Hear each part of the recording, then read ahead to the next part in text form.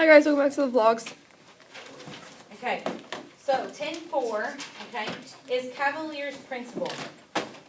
Okay, I'm going to read a big paragraph of stuff and then we're going to talk about it a little bit. Up to the point in the chapter we focused on right solids, which are solids that are just right figures, right? Like a right pyramid, a right triangle, base, a right prism, all of those are right cube, okay?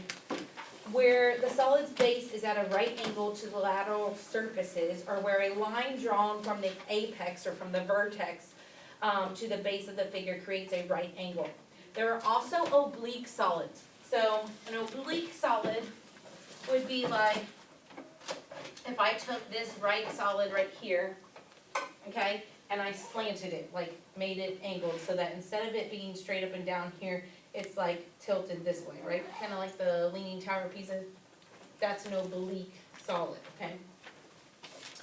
So oblique solids have to use Cavalier's principle, which we're going to talk about, where the bases are not right angles, okay? To the lateral surfaces. Some examples of oblique solids, okay, in your book on page 508, they have examples of them, pictures of them. We can determine the volumes of oblique solids by equating them to right solids, okay? So we can compare them to a right solid in order to find the volumes, the surface areas, things like that, okay? And we do that by using the cross section. Remember we talked about how you can take a shape and I can cut straight through it and create a cross section in it, okay? I can do the same with oblique solids. So, if I have a solid that looks like this, a regular cylinder, and I have an oblique one that looks like this, when I cut that cross section in, okay, it's going to end up giving me the same volume. So Cavalier's principle says that solids with equal altitude, so equal heights, and identical cross sections, okay, each have a height, areas of each height have the same volume. So, if I have two shapes, and one's a regular right pyramid, and then I have an oblique pyramid, as long as the heights are the same and the areas of cross sections are the same, the volumes are the same. Okay. So we can compare to that if we have something. Meaning, okay, like this is an example. This rectangular prism and cylinder below have the same height and the same cross section, okay? My height right here, here's my cross section, A1, A2, okay? This means that the area of the shaded rectangle, A1, is the same as the area of the shaded circle, A2. When H1, when the height of the first one equals the height of the second. Okay, it says use the formula for the volume of a prism. Okay, because this one right here is a regular prism. Volume equals length times width times height to derive and explain the volume for the formula for the volume of this cylinder. Okay, so if I do that, I can figure it out because they're the same thing because they have the same cross section. So we're not changing any formulas really. We're just looking at some stuff. I do need us to open our book to page 510 though, because there's a whole chart in there that I need us to take a look at.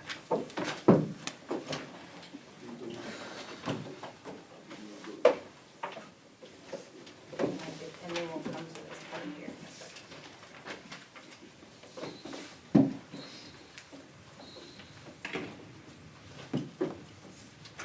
What page? 510. Okay, page 510. Do you see that chart at the top, like that whole gray box that says statement, reason, okay? Look at all these formulas that we have here. It says we use basic algebra to substitute and simplify.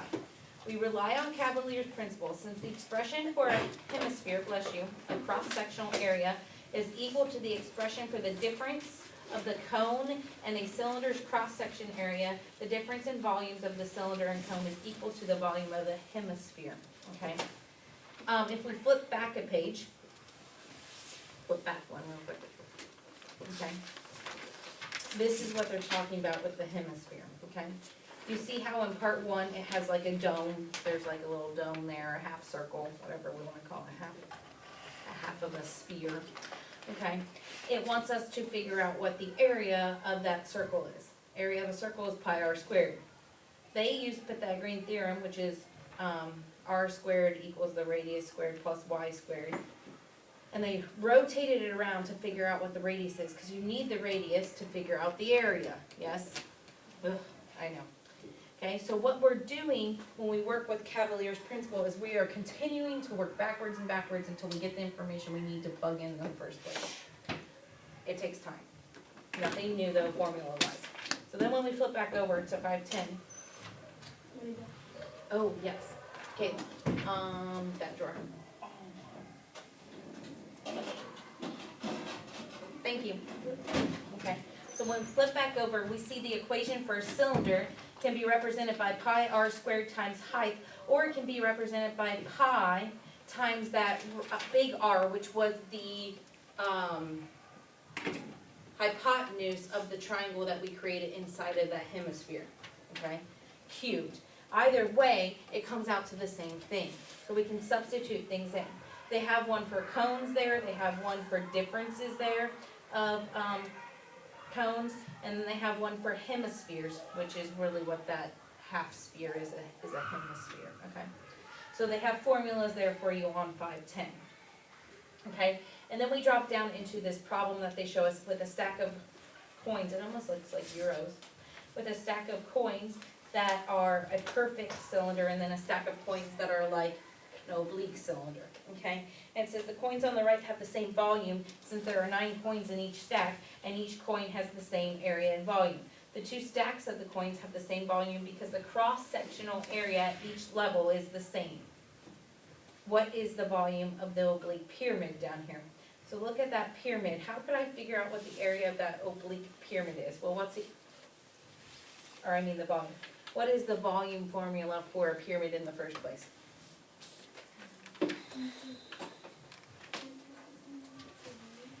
What?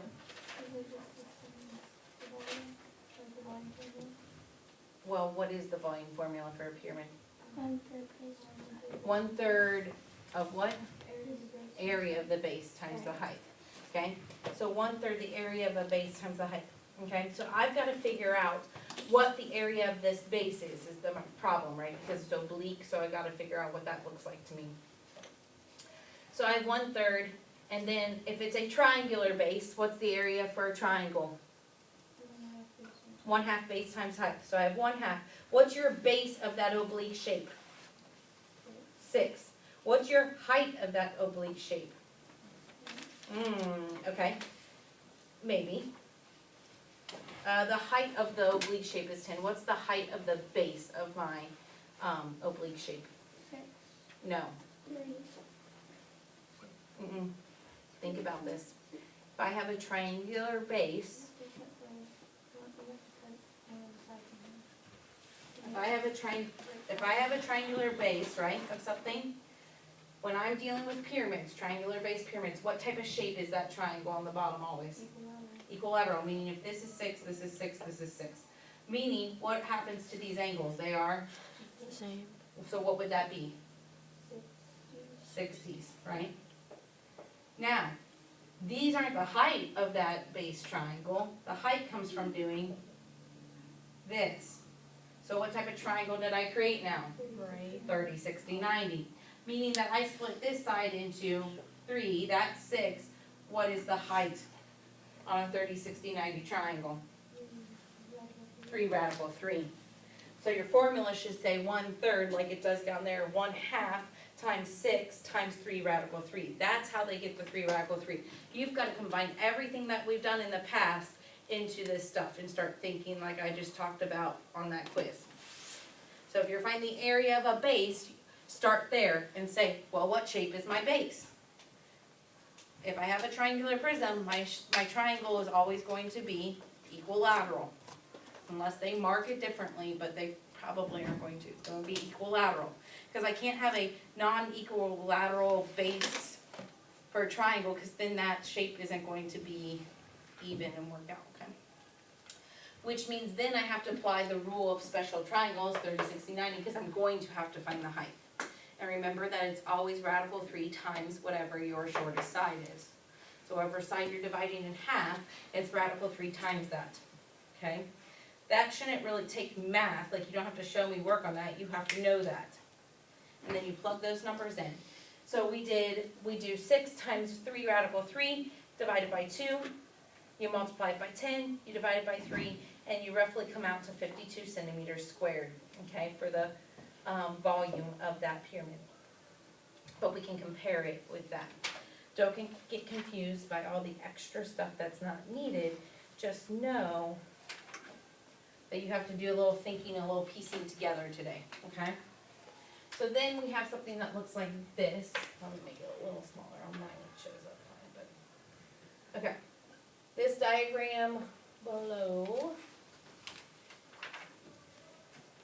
shows 2 figures. Figure A is a right triangular prism. Figure B is an oblique triangular prism.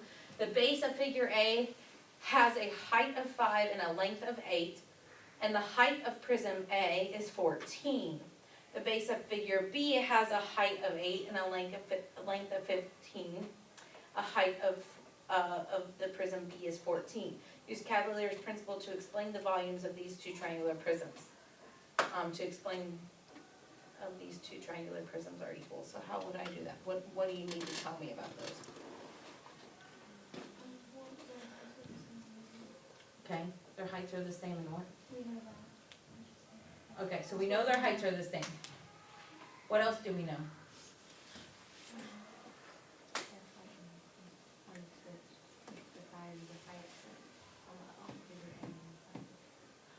Okay, Carly, that's fine. So she told me on figure A, the height of that base is 5, but on figure B, the height of the base is 8. And the length of the base on figure A is 8. The length of figure B is 5, okay? What does Cavalier's principle tell me? How do I discover or know that those 2 areas or those 2 volumes are equal? How can you figure that out? What's Cavalier's principle say? 2 solids with the same height and the same cross-section area. Okay, same cross-section area, right? Okay, question. On figure A, if I take that base area of 8 times 5 and divide it by 2, because it's base times height divided by 2, do I get the same answer as if I take figure B and say base of 5 times 8 divided by 2? Yeah. Yes. So they both have the same area cross sections and they both have the same height. That's why I know the volumes are the same. Even though the numbers are switched, if it comes out to the same, even though I could plug in different numbers. Let's say I plugged in, I don't know, 3 times 8 is 24, okay? What if it's 3 and 8? And what if the other triangle said 6 times 4?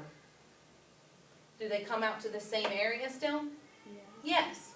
So they don't have to be the same numbers in the same order. The area has to come out to the same, and then the height has to be exactly the same. The only one that matters exactly is height. Otherwise, if the areas are the same, it's good, no matter how you got those areas. Because I could have a shape like a trapezoid base, right? And I could have a base of and I could have a cube, which is a square base. I can still have the same area with a trapezoid as I do with a square. Okay? And those 2 shapes can have the same volume, just they're shaped differently. Okay? That's what you're looking for. So, with that being said, we're going to do some homework. Because it's all the formulas, once again, just plug in and go. Okay. Homework is on page, actually I already put it on PowerPoint. Like, subscribe, comment, tweet me, answer, to work, anything else I had faith. Nah. Yeah.